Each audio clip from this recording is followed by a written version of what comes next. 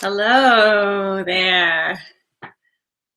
It's about 2 minutes after the hour, so I'm just going to give uh, YouTube and Google Hangouts a chance to kind of catch up because sometimes there's a little bit of a delay.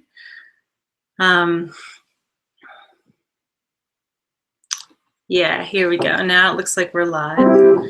My name is Ann Heaton, and welcome to Being in the Magic Space, Rituals for Songwriters and Other Creatives. I'm so happy you're here. This is something that I love talking about, and being in a creative space is one of my passions, and a place where I feel most alive and happy. So last month, well, before I say that, feel free to make a cup of tea. That's what I did, or coffee, or get a glass of water, and just really get comfortable. Get comfortable where you are, and just be here for the hour. Yeah, I encourage you to allow yourself to do that and be in this creative space. So I see people jumping on, and so I'll just say again, I'm Ann Heaton, and welcome to Being in the Magic Space, Rituals for Songwriters and Other Creatives. When I hosted one of these last month, and the ritual that time was an actual exercise that we did on the call for writing your own theme song. And it's a really fun and nurturing exercise that I've done many times, that actually involves drawing with crayons or a pen or pencil. And so if you feel drawn to participating in that, I will post the link in the Facebook group or in the Facebook event. For today, it's going to be a little more informational than experiential, but I encourage you to take notes and implement some of these things as soon as possible. Just jump right in and start using these ideas, most of which are fairly simple, but in their simplicity, I think they have power, and at least that's been true for me. So yeah, so let's jump right in.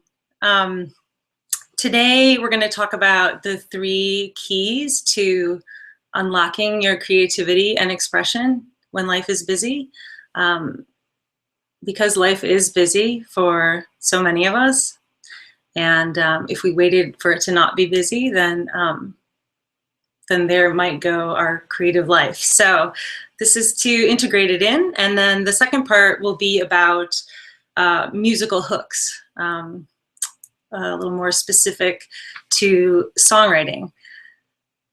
Yeah, so, and of course, there are more than 3 keys to creativity, but I feel like for me, when I'm feeling any sort of resistance or getting complicated in my head, just having a simple slogan or something really simple that I can remember often opens the door to me re-engaging with my writing and being in that creative space. So the first, I have my notes here because while I may be a seasoned singer-songwriter, I'm not a seasoned public speaker. So the first key to unlocking and expressing your creativity when life is busy is giving yourself permission. And giving yourself permission may look all different sorts of ways. For you in your life, it may look like getting up 3 days a week, 10 minutes early. And while you're drinking your coffee, just allowing yourself to write 1 or 2 pages of thoughts, feelings, anything that comes up in those early hours before other people are awake. Or if you're not a morning person, giving yourself permission might look like okay, 2 or 3 times a week, I'm going to take a long walk. I have a field by my house, and whenever I feel my brain getting kind of jumbled up, I go out there. There are some beautiful trees, there's snow, and you may want to bring a phone with you. Sometimes I've found that even running, if you're an exerciser, I get great ideas when I'm running, right? So you bring a phone with you, and giving yourself permission is not like any pressure. It's just giving yourself an opportunity. Maybe if you're running, you're humming. Maybe if you're walking, you're humming. And if something comes, an idea, a melody, a thought, a lyric, just giving yourself permission, the opportunity to put that into your phone as an idea for later. And again, it's like there's something that happens when we're adults where we want to know the outcome, or we want to know the payoff. And I think of children, like when they want to do something, they don't say like, can I go play with my Legos if I build an amazing tower? They just say like, can I go play with my Legos? And you're like, yeah, great. Or can I like go draw with my markers? Not can I go draw with my markers if I create an amazing birthday card that's so beautiful. They don't think like that. They just think, can I just go do this? And so this is for us to just give ourselves permission, create these little windows of time where we get to be creative and we get to be in flow. And there's no pressure or like, but I have to make something good. It's not that. So there's two kinds of, I break it down, the giving yourself permission into two different categories. The one is giving yourself permission to create something new, right? Which I always think is easier, because something might just pop in and you're like, oh, that's so cool. Little love song or a little line. And where it gets harder, at least for me, is in giving myself permission to go back to work that I've already started. And I find this with a lot of songwriters that I meet and work with, is they'll have maybe 10 to 50 songs that are like 50% to 80% done. And they're experiencing some frustration because they're not sure how to finish them, or they got stuck. And the first thing I want to say about that is, and that applies to any kind of work, right? Short story writing, or if you're writing a book, first of all, you're not alone. We all experience that. It's part of the process. And at least with songs, usually the whole thing doesn't come all at once. Rarely it may. So because usually it doesn't come all at once, you are going to have to go back to it. And let me give you a little example of a place where I got stuck. So I wrote a little something the other day. Hang on, I'm going to take a drink of my tea. I was walking out in that field the other day, not with any intention of writing, but something came up. And it was one of those times where I felt really present to myself. And so the words were just flowing and the melody was flowing, and it had that magical feeling like, oh, I'm in the zone, and it just came out, and I just kept humming it. And I brought it back to the piano and played it. And I'll play it for you now, and then I'll tell you kind of what happened. I'm not through with you. I am not through with you. No matter I tell myself to set thoughts of you down. Whenever I see your shame, tears fill my face. You're still out running that race that I have declined. They say you can let your love go and it will return to you. If it's truly yours, that's not always true. So that was the little snippet, the little, verse and part of a chorus that came, and I loved it. I was like, oh, this feels so good. It feels so right, you know. And then a day passed, and then I got this like resistance and anxiety, like, well, now what? Like, I don't know how to get back into that place. I don't even know what that was about. I can't match that, right? And but yet that's not a whole song. Like, and I can't go just play that out. It's about 15 seconds long and it needs to have a story and an arc.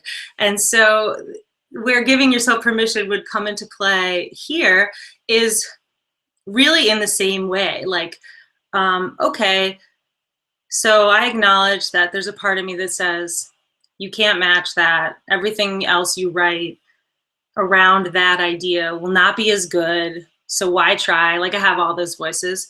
And then the other part of me, the wise part, says, okay, fine, I hear you. So let's just say that for 20 minutes on Wednesday morning and 20 minutes on Friday morning, I'm going to just spend some time exploring this song, asking it what it's about, maybe writing a few other verses on, you know, where this story could go of if you let go of love and think that it might come back to you. Just see where that leads, right? See if I can take it deeper, how I can expand it, and just giving myself permission to show up. No pressure to be in this magical space where something amazing comes, right? Just showing up, that's it. And the thing is or maybe I'm gonna take another walk, right? The first half of the song came on a walk. Okay, I'll take another walk in the field and I'll sing it and see if I get another thought. And the thing that I really want to emphasize is that what's the worst that could happen? Like the worst that could happen is that I get nothing, right? But I get a walk in. So I don't get nothing. Like I get self-care and I get some exercise and I get to see nature. And I feel like if there's one thing that you take away from today's Google Hangout, it's that the creative process is a nurturing process. So any time, as you know, so any time you're in that space is never wasted, right? Because any time that you're present to how you feel or what you think or your unique lens, anytime you're present to memories that you have or your reality is really an act of self-care and self-love, you know, being that witness. And so, you know, even if you don't get something out of it, it's always worth being there, right? So let me turn my page with my notes. and I feel like this is also in you know, we don't get this message a lot in our society. There's a lot of emphasis on like rushing and being on time and getting through our to-do lists. And, you know, and I love going to Starbucks and knowing like 30 seconds later I can have my favorite cup of coffee, that immediate gratification, right?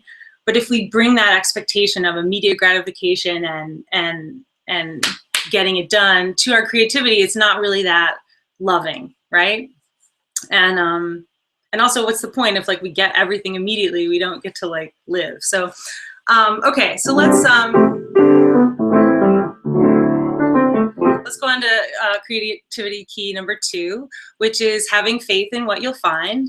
And so I believe that all of us have unique experiences and stories that only we can tell, right? Like I can't tell your story, you can't tell my story, but in sharing them, you know, we can really, really connect and relate to each other. And that's one of the things that's so beautiful about being alive. So when you, you know, you've given yourself permission, you're going to go write for 10 minutes or whatever it is.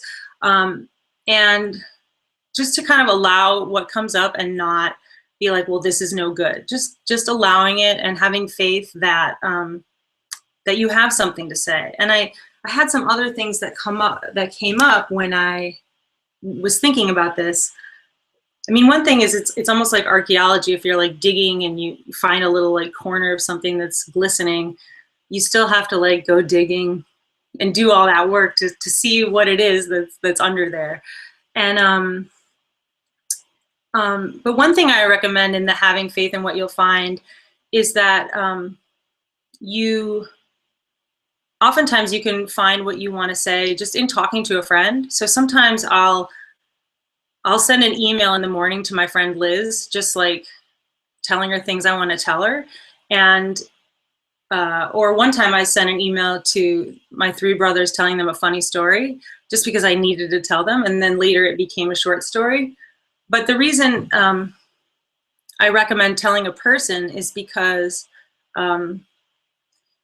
we're used to trying to get our point across to our friends. Like, we want them to understand where we're coming from, you know, so we have that skill already. And sometimes when we move into writing other things, we get like really abstract. So like, for example, Joan Osborne's song, "What If God Was One of Us," right? Like, it sounds like she's just saying that to her friend over coffee. Like, what if God was one of us? And then her friend would be like, oh my gosh, that'd be crazy. Like, what if it's the barista, right? But if it weren't so conversational and she was like really, oh, I'm songwriting, she might have said, what if God is like walking amongst us, in a more like flowery language that doesn't really land. And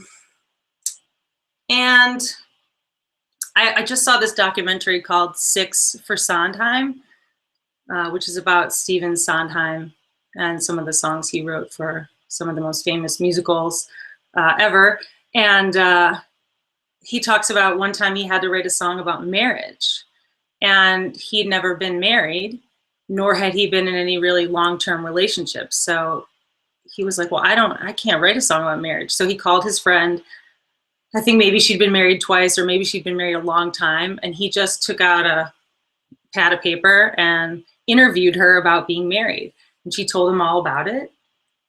And then he took those words and he literally just pulled some of the phrases out, and he wrote an amazing song. So I guess the way this relates to having faith in what you'll find is that when you talk to your friends, you have faith that you're going to find the words to express what you mean. And so when you come to your creative practice, like writing your book or your story or your song, you can cultivate that level of faith as well. And maybe write as if you're talking to one person or talking to two people, just to bring that skill over. What else do I want to say about that? Yeah, so another thing that I've found to be helpful is before I write, I'll ask myself, what do I most not want to admit to myself? And sometimes the answer to that question has been, what I most don't want to admit to myself is that I've spent too many days of my life suffering psychologically or in some sort of mental pain or anguish. Like, it's too many days and I don't accept it, right? That's something I don't want to admit to myself. But as soon as I admit that to myself and I just say that out loud, I suddenly become free. Like, I'm suddenly like, it's like a psychological construct that's standing in the way of me and the words I want to get out falls. And then I can write all sorts of things, right? Another thing, at other times it's been, what do I most not want to admit to myself? And this will seem like it's the opposite, which I guess it is. Sometimes what I most don't want to admit to myself is that my life is really great, and that it's easy, and that it's flowing. And I think the reason I don't want to admit that is because I'm so used to using struggle as like a motivation, a way to motivate myself, right? But if I admit that, suddenly like a psychological construct that might get in the way of me telling the truth falls, right? And then the words just flow. So that might be something that you can try and see if it works for you. And the last thing I had this thought when I was meditating is that, like, in terms of having faith in what you'll find, I had this vision of Star Wars, like when they go into the bar and there's all those different creatures, like giving yourself permission to be creative is like going to the bar and opening the door. And then having faith in what you'll find is like looking around the room and seeing all these different like creatures. Those are like the songs that live inside you, right? And having faith that if you walk over to whatever, the dragon or like the different creatures and just say like, so like, tell me about yourself, that what you then hear is something, right? So if you're a visual person, you can, or a Star Wars fan, you can think of it like that. Because our songs, I really do live inside our bodies. Sometimes they live there for a long time before we let them out. And that's another reason why I feel like walking is good, because in the movement, you can let them come to life. So, okay, let's move on to the third key to creativity and expression when life is busy. This is more of a technique that I've used that's really never failed me and been such an amazing tool. I call the tell and the ask. So when I first get a song idea like the one I just played you, but I'm not exactly sure where it's going, and I'll probably do it for the song that I just played for you. I'll ask myself, what's my vision for the song? Like, what do I want it to be? And a recent song that I have called To the Light, I wrote down attributes. So I'll write down like 5 or 6 attributes. So maybe I want the song to be sorrowful, yet not too sorrowful. So sorrowful, yet uplifting. Maybe I want it to be really beautiful, or like in,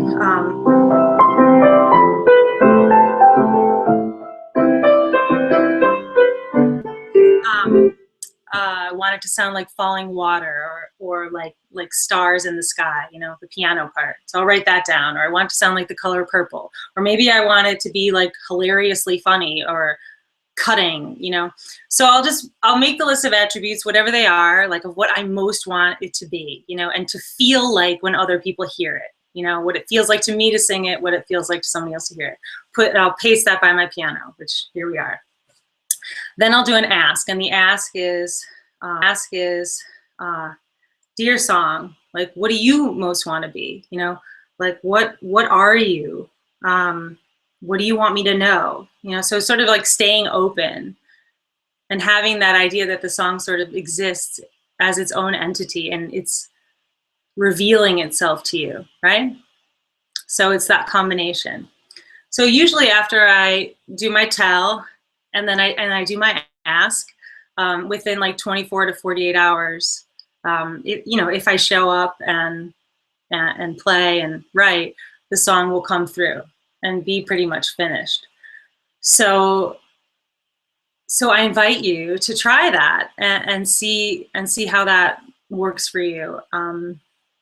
It's been a great, I did that for many years without realizing I was doing it, not really consciously. And now that I'm aware of it, I'll do it with every song. So, okay, great. I'm glad you're all still here. I see you viewers. So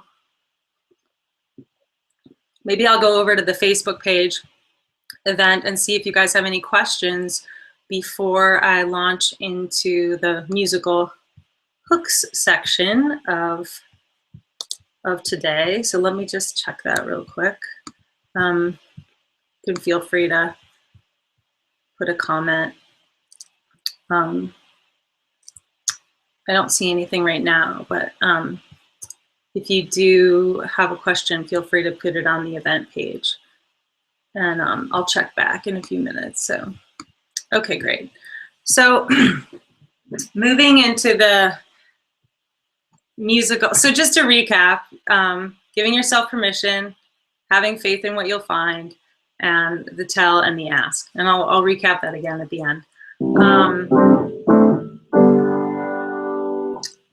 In thinking about musical hooks for today, I thought about Weezer, because Rivers Cuomo is a master at musical hooks. And I thought, well, what musical hooks do I want to share with them or point out? And I decided that it would probably be best to use my own songs, because I can tell you what I was thinking or tell you how they changed from the initial version to later, which is not something I can do with a Weezer song, right? And also, lately I've been doing these soul song sessions with people, and, over the last couple of years, I've met with a lot of songwriters, and 9 times out of 10, or almost always, songwriters will have a great hook somewhere in their song. But sometimes it will be buried, like it'll maybe be in the verse, or it'll maybe only come one time or only 2 times. It's always there, but it's just kind of like a question of whether it's featured. So I thought I would start with an example of a song that I wrote a long time ago called I Know This, that was on an EP that later I rewrote, and it became a song called Where Your Scar Is. And gotta see if I can remember it.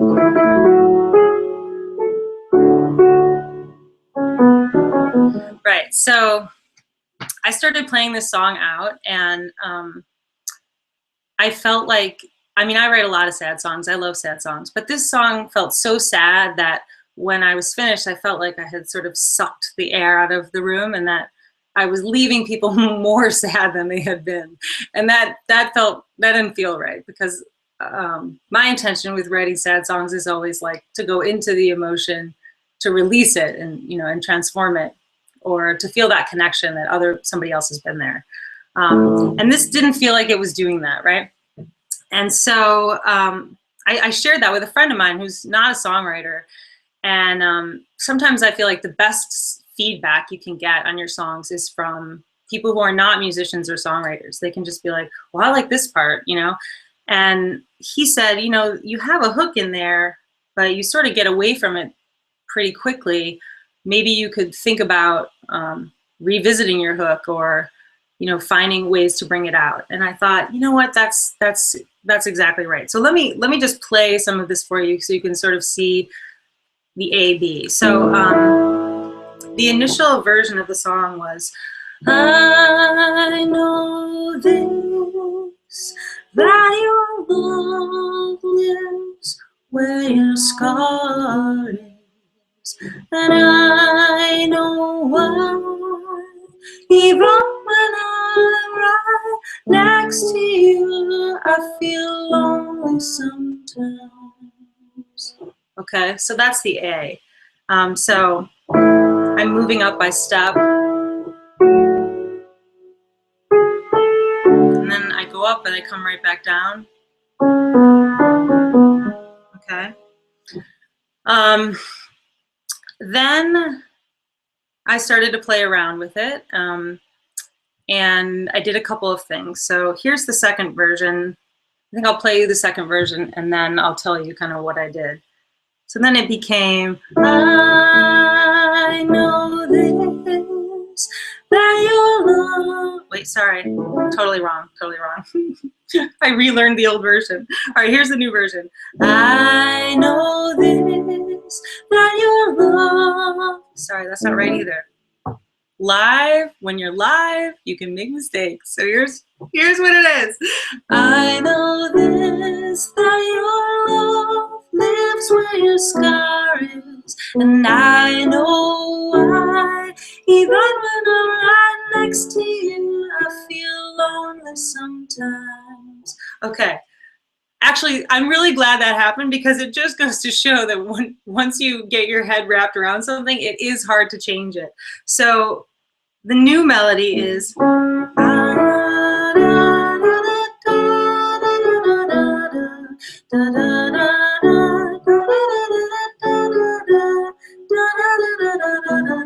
okay, so all the words are the same. There are things about the melody that are the same, but the first thing that I did was that I kind of I sort of pulled out that initial melody. So initially it was, da, da, da, right? It's just 2 notes, and I made it da, da, da, a little rounder, a little more melodic, right? And then the next thing I did was, in the first version, it went da da da da da da da da da da, and in the second version, I did da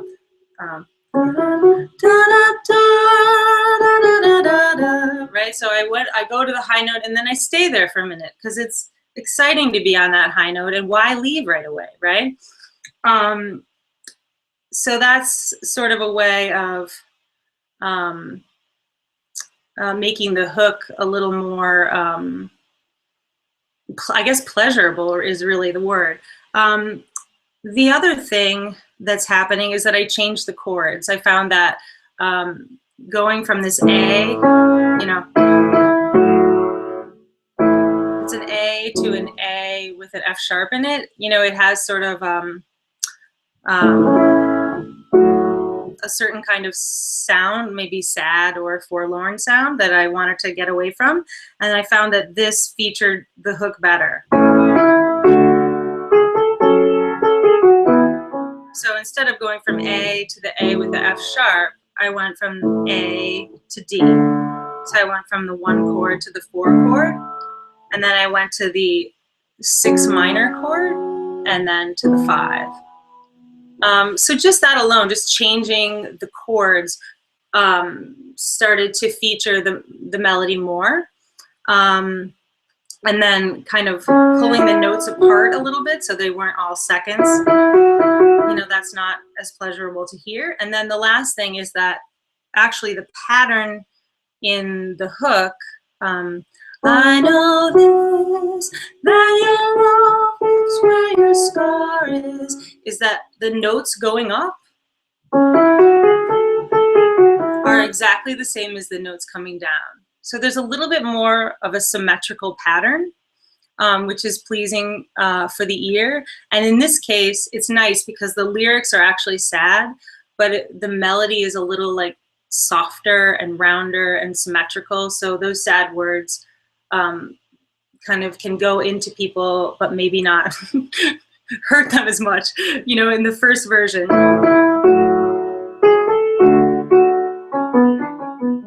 you know, it's a little bit less of a symmetrical pattern. I still like it. And maybe if I were writing a song for a musical where there's supposed to be this moment that's extremely painful, then maybe I would have kept that. But for my purposes of wanting to play it out live and have people feel like they could sing along, this felt like a better fit. So just some ways that you can think about your hooks. Another thing I did is that I love when people like think of their whole song as a hook. So the verse is a hook, the pre-chorus is a hook, the chorus is a hook, and then you're just linking hooks. I think those make for the best, especially like modern pop songs. So another thing I did is my verse used to be, sister went away, it was a sadness much too great. That was my initial verse, but I changed it to sister, off she went, and it hurt your heart, so you buried it. So I was thinking like, oh, this is kind of like reggae, like sister, off she went, and it hurt your heart. So it's just a little bit more playful. Anyway, we could probably talk about, you could come over to my house so we could talk about the details of this for like half an hour, but hopefully this little bit is just kind of giving you an idea. And then let me give one more example of a song that I wrote more recently called The Alchemist. So, which you may or may not know, but the song, let me take a little drink. The song was born from this melodic idea.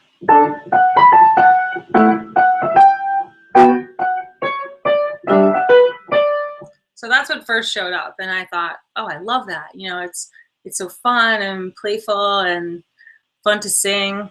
So, you know, that's what I had.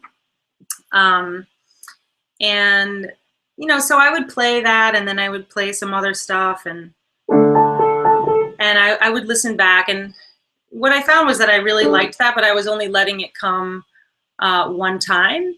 And so, you know, finally through, and this is what I'm really recommending you do, is when you have a song that you're working on, to just record it on your phone and then listen to it. But don't listen to it while you're, like, don't listen to it like while you're really concentrating. Like, listen to it while maybe you're doing the dishes, or you're writing a holiday card, or you're sitting in the window looking at the birds. Like, sort of listen, you know, subconsciously or unconsciously, because what you want to see is what pulls on your ear when you're not 100% paying attention, because that's the hook, okay? Because that's the definition of a hook. It's like something that grabbed you from something else. It was so compelling, or so like delicious, right?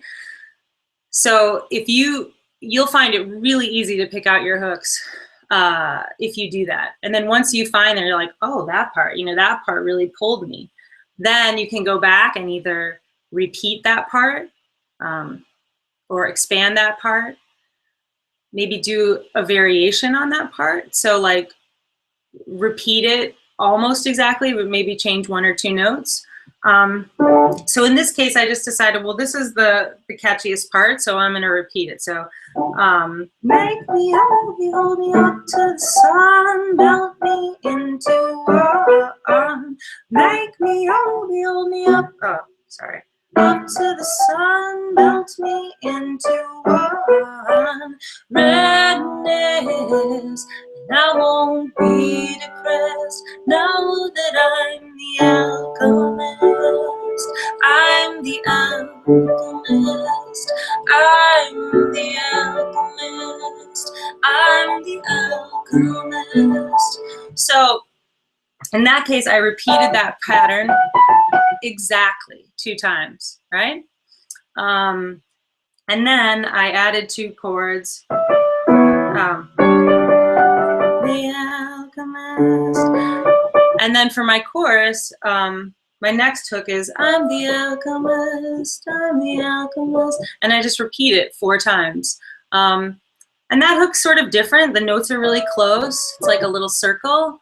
It's not as playful and sing-alongy as the earlier part, but in terms of what I was going for, it's kind of got this like mesmerizing, repetitive feel. And so instead of just doing it once or twice, I did it 4 times. So experiment with that. Like, see, do you want to repeat something? Feature your hooks. Don't abandon them. And then what else did I want to say about that? I guess the only other thing I wanted to say is that another way to feature your hook is to not really go into that melodic range before you go there. So for the verses, I kind of stay down low. You have been fighting it with medicine. You have been fighting it by talking to a friend. I'm down here, right? And the hook's up here, right? You have been fighting it by not. I go up there for a second. Fighting it and surrendering. Right? And then I go to the hook. Make me hold me up to the sun, melt me into one. So a way of featuring your hook or making it excited when you get, making it exciting when you get there is to have this contrast. So I mostly stayed low on the verses, and then when I get to this higher part, it's exciting, right? The other thing that's exciting about it is that the rhythm changes. So in the verse, the rhythm is,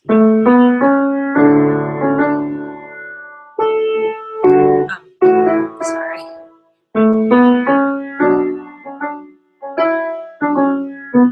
Right, so that's one rhythm, and then the pre-chorus is.